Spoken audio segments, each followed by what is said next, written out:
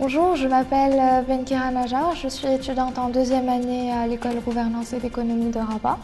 Au sein de l'école, on a différentes méthodologies qui sont combinées ensemble pour pouvoir permettre à l'étudiant d'être plus à l'aise à l'oral, que ce soit à l'oral ou à l'écrit. Donc en ce qui concerne l'exposé par exemple, c'est un exercice qui est très concis. En 10 minutes, on doit présenter un travail qui a été fait à l'avance, donc sur un thème précis. C'est plutôt inspiré de la méthodologie plutôt française qui est appliquée à Sciences Po. Par contre, on a également d'autres méthodes qui sont appliquées, des méthodes de travail plutôt anglo-saxonnes, comme le fait de préparer chaque séance à l'avance, donc chez soi une semaine à l'avance, à l'aide d'un corpus qui est donné par le professeur.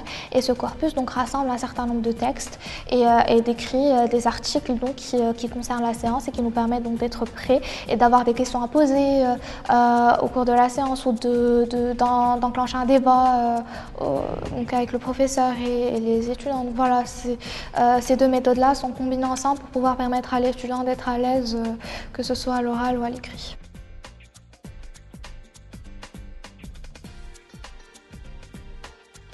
En ce qui concerne les modalités de travail, les travaux donc, qui sont réalisés à l'EGE sont en groupe et de manière individuelle.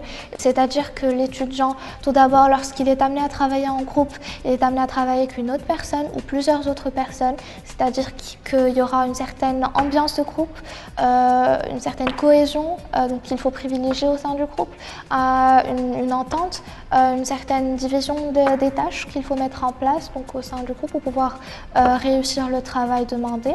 Ça nous permet d'être plus en échange les uns avec les autres et de pouvoir s'entraider, compter sur les uns et les autres, de pouvoir savoir quels sont nos points forts et nos points faibles et plus tard les améliorer. Et ça a également un avantage en parlant de plus tard en entreprise, on sera amené à travailler en groupe, donc ça nous permet déjà d'avoir un aperçu de comment se passent les travaux collectifs.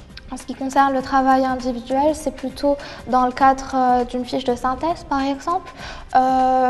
L'étudiant donc est amené à travailler seul,